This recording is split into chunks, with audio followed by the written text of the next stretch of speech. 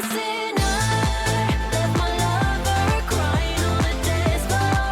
I'm a sinner, I'm a sinner. Hello everybody! I've gone on Itch.io, I'm sorry. For our spooky month, we're looking at different spooky visual novels. We'll be doing non-visual novels over on the channel Sinfully Pure. But for now, we're looking at The Little Red Mushroom Head.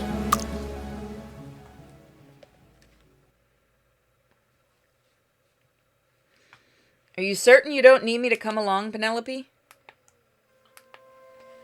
The journey to town is a long one. Just follow the path and you'll be there by noon. Don't stray for any reason. You have a list I gave you, yes? Of what you need to do before running home? Sell everything in your basket and come back with fresh food and materials for next week. Only take what you can safely carry home. Don't think about stealing. I'm not worrying too much, Penelope. The last time you went out on your own, why, I still have nightmares about it. I've heard the SteamOS, but isn't that Linux-based? Listen to me, Penelope. If you ever find yourself losing your way, do not follow the crows. They will lead you straight to death. Do you understand? I hope you mean that earnestly. You best be on your way. If you wait too much longer, you might not make it home before nightfall. Please return home in one piece, all right? I love you. It's the first step Penelope has taken outside without her mother by her side for years.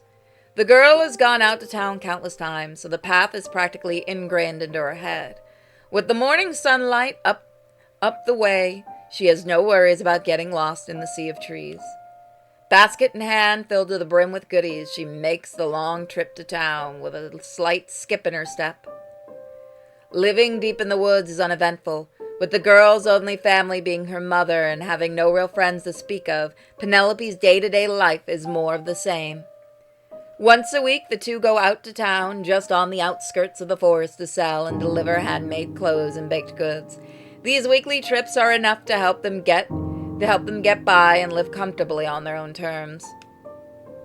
I am on my own now.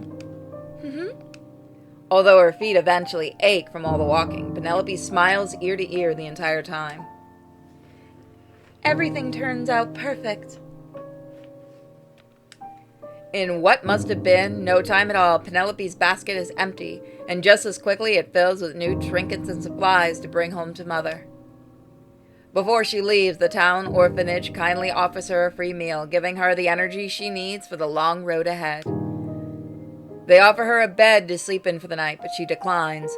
With the sun still awake, albeit obscured by the clouds, Penelope figures she can easily return home before dark. It's good, but they say it's best to dual boot since the games still have problems running. Yeah, I don't really want to mess with the workhorse that much, because I don't want to fuck up my PC, since I use it so much for work. She bids the townfolk goodbye and promises to come again next week. It's already getting dark. Penelope mumbles to herself as she follows the path home. Rain descends from the growing clouds, causing her to shiver. Just follow the path. Don't stray for any reason. Not much further. I'm almost home. She marches on with firm steps that slosh against the wet grass and mud, determined she doesn't cast her eyes away from the shrouded path. In the middle of her path stands the silhouette of a bird. The detail are near impossible to make out in this lighting, but the eyes shine like the moon itself.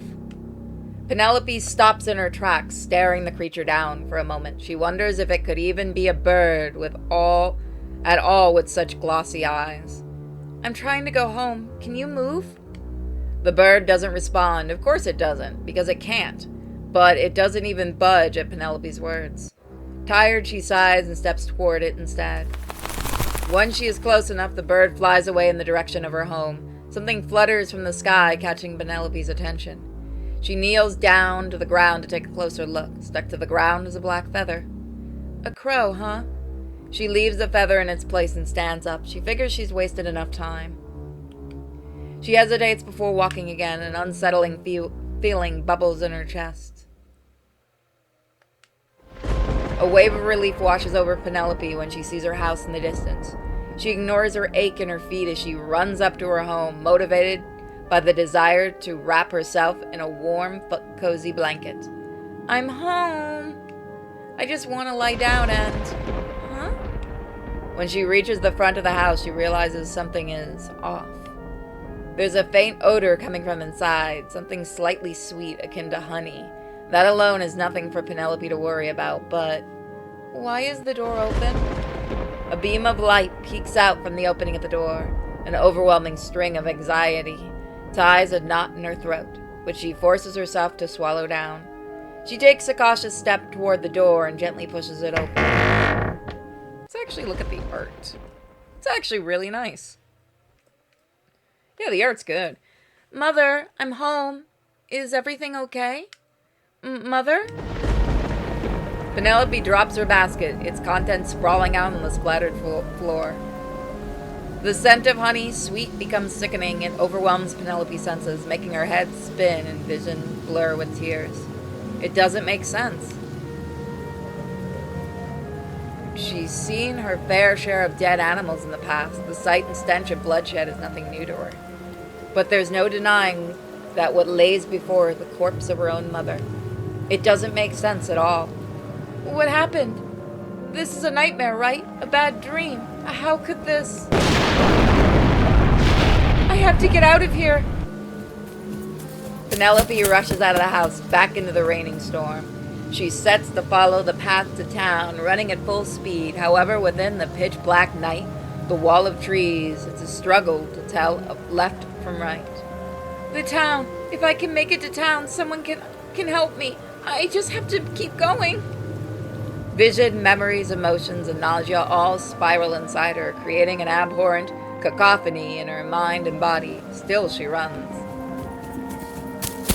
She runs and runs, passing by the same few trees again and again. She looks down at her feet. She cannot see the path before her. She runs and runs, a reverberating cry of crows overtake the sound of brutal rainfall. But can she look behind her? What's the point? She loses her balance and falls onto the harsh ground. Like a marionette with its strings cut, she lies unmoving. She weeps in her arms, staining her dirty, wet sleeves further. Lost alone and stuck in the dark, she has to wonder if there are any points in getting up. She hears the hungry cry of an animal. She hears the hungry cry of an animal. A thought crosses her garbled mind, sticking out among the never-ending clamor. If things are to end up this way, it'll be torturous, agonizing, cruel, but at least it will end. Living deep in the woods was uneventful. With the girl's only family now gone, there wasn't much reason for her to go on. She has no real friends to speak of. She has no particular hopes for the future. She has nothing. I'm on my own now. She inhales a breath, a body trembling before closing her eyes.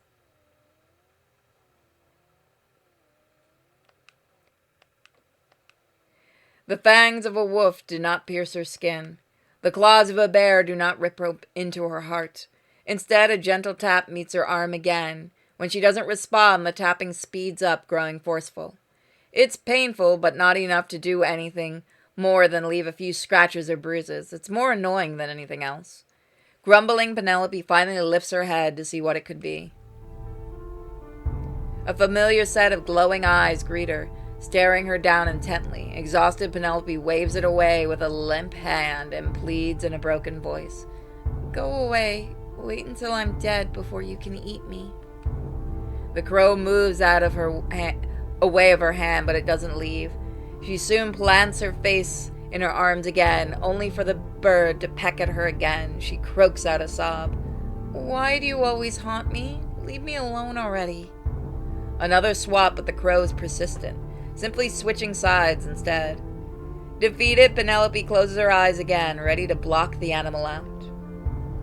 She feels every peck, both heavy and light, but she dares not to grant it a reaction. She wishes for nothing more than a rest.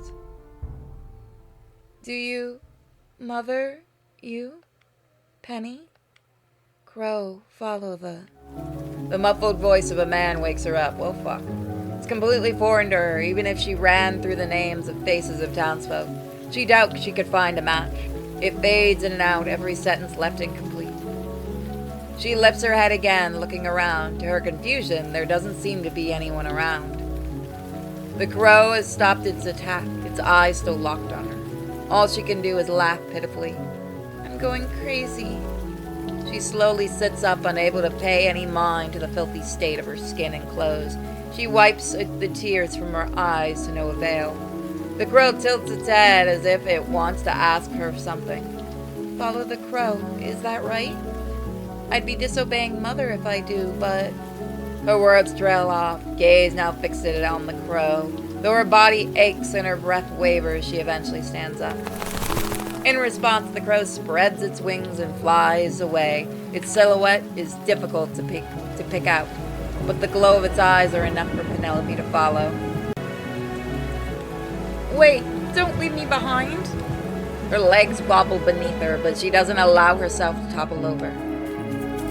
Just as she did before, she runs, having no intent of looking back. Like a star in the night, the crow lights up her path. She pushes her way through the trees and foliage, trampling through flowers and ignoring the cries of any other animals. Follow. Okay.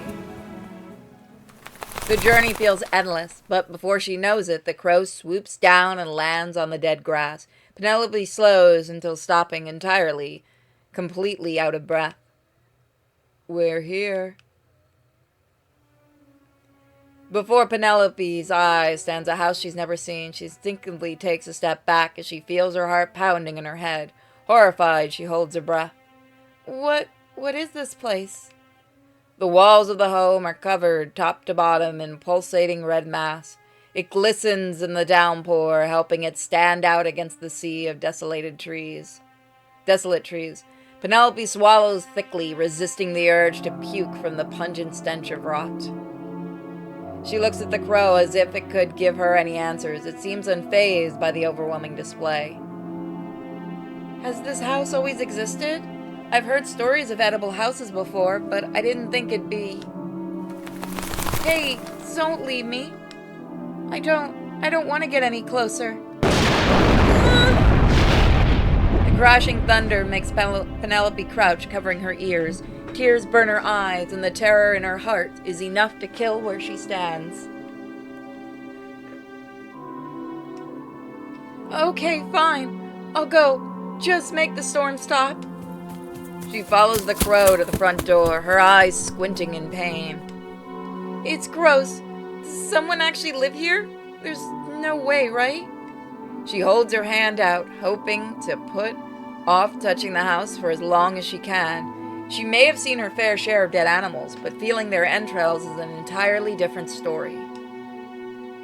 In the midst of all of her fear and confusion, she attempts to rationalize the situation in her head. She can't help but wonder if it's even the difference between best or worst case scenarios right now. Please do it. This is your only option now. Bracing herself for whatever comes next, Penelope opens the door. The interior is identical to the outside. Crimson viscera decorates the walls, and there is next to no discernible furniture to speak of. It's dark and damp, but surprisingly warm compared to the storm outside. She takes a step inside, the crow following behind her. The whirling wind shut the door forcefully. Hello? Is anyone there? Her voice shakes in every word. She doesn't budge from her spot as she awaits a reply. I got lost. I need a place to stay. So if anyone is here, please come out. Every second that passes in silence feels agonizing. The only sound that can be heard are the pouring rain and occasional drip of fluid from the swelling walls. What am I doing? I'm asking for trouble. A place like this isn't livable at all. Not for a human. Oh, what was that? The sound of the door opening echoes from up the stairs, soon followed by footsteps. Penelope holds her breath, hand hovering over her heart without realizing it. Oh me, oh my. I've not heard a voice like that before. A visitor? Could it be? Oh, sorry, wrong voice. Oh dear. Oh goodness. If only I knew it were happened beforehand, I would have picked up around the house a little. Please wait a moment, I will be down soon. The voice is light and airy, though unidentifiable as either male or female. Penelope stands still, eyes darting around the home anxiously, and the wait must have been only a few minutes, but time is slowed to an unbearable crawl. Finally, a freakishly tall yet slim figure emerges from the top of the stairs. The fuck is that?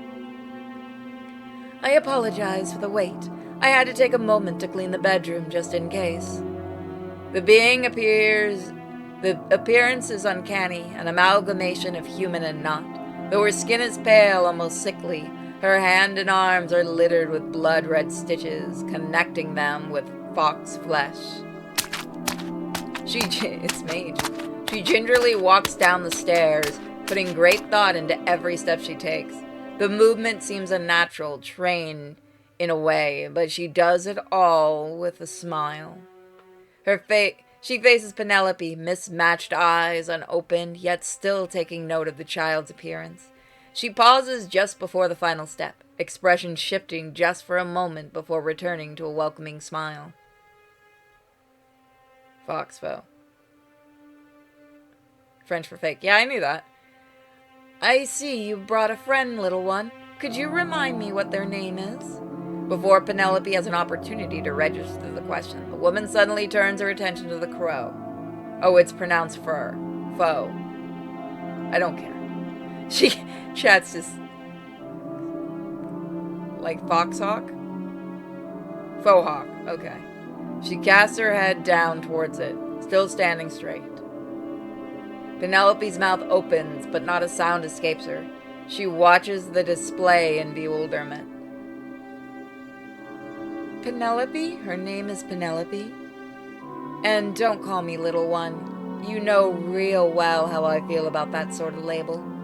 Penelope stares down at the crow with wide eyes, her brain lagging severely. Her legs quake beneath her as she steps back. You... The echo of the voice ring in her head. It's deep and masculine, identical to the one that carried her through the forest. But how is it coming from the crow? Why? I don't care. Stop that. Those luminous eyes peer into Penelope. She yelps involuntarily and cowers. The woman covers her mouth as she giggles. She mumbles something to herself, but it's completely incoherent. Oh, of course, Penelope. How could I forget? Did the crow not introduce himself to you before? I was under the impression you two had some sort of... Her words trail off. She shakes her head and moves on. She claps her hands together, a large grin dawning her face. Well, I suppose it only makes sense that we all become acquainted with each other. Yes? Allow me to introduce myself. My name is Amanita. I have lived in this house for a while now. May you make yourself comfortable. As for this old soul, you may simply call him Crow. Nice to finally meet you for real, Penelope. For real? A myriad of thoughts and questions overflow in Penelope's head, but those words stick among the rest. Unfortunately, she doesn't have time to linger on anything for long, as the being named Amanita speaks up again. It has been quite some time since a human has visited this place. I imagine it will not be ideal for you, but it will keep you out of the rain. Right. Penelope wraps her arms around herself, flicking her thumb against the fabric of her sleeve. Her eyes dart all over the place, yet fail to focus on anything around her. Amanita hums and curls her lips, faltering slightly. You appear quite antsy, Penelope. I must admit, I feel a similar way. Would you care for a cup of tea to help calm your nerves? Tea? Penelope perks up ever so slightly at the mention of a drink. A warning bell goes off in her head. Witches are said to offer their targets food and drink to lull them into a false sense of security before consuming them whole. But the girl is far too dehydrated and ridden with despair to truly care. Tea sounds nice. Thank you, miss. She stumbles over her own words, her voice quiet and shaken, but Amanita pays no attention. I'm just gonna say Amanata, because fuck it, it sounds easier. Then I will have it ready in a moment. I have a couch you may sit on, so please make yourself comfortable. I will return until I return. I am sure Crow will keep you company. I don't trust a crow. Amanata bids a quick goodbye before heading towards what's assumed to be the kitchen. Penelope stands still, stunned in a place, before the crow speaks up. Well, what do you say? Your feet must be sore from all the ground you've covered today. Oh, it's a red cap. Okay. Not that you can get comfortable in a place like this, but you can at least rest for a minute. You talk? Sure do. But that's impossible. This is all impossible. Mother's dying, animals talking, houses made of blood, witches, none of it's actually real. You can deny it as much as you want, but it's too late to run away now. Come on, kid. You'll get dizzy if you keep standing. I don't want to. Penelope cuts herself off as she feels tears brew in her eyes again. She blinks them away and wipes her face for good measure. Fine. She sniffles, taking a heavy footstep to the living room.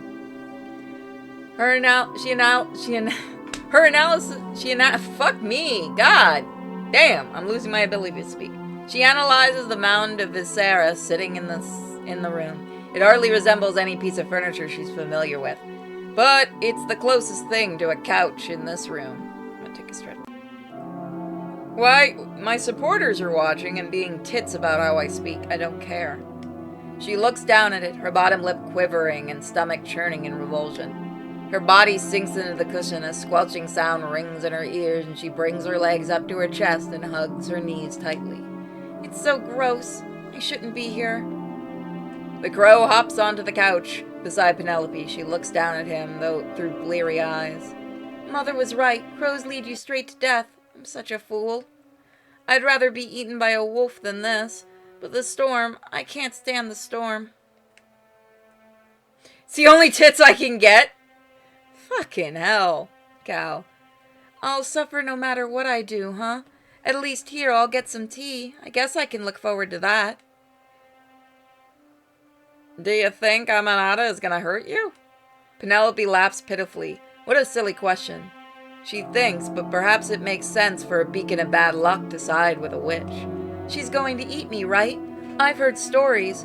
There's a witch in the forest who lives in an edible house. She feeds you and takes care of you only to swallow you whole.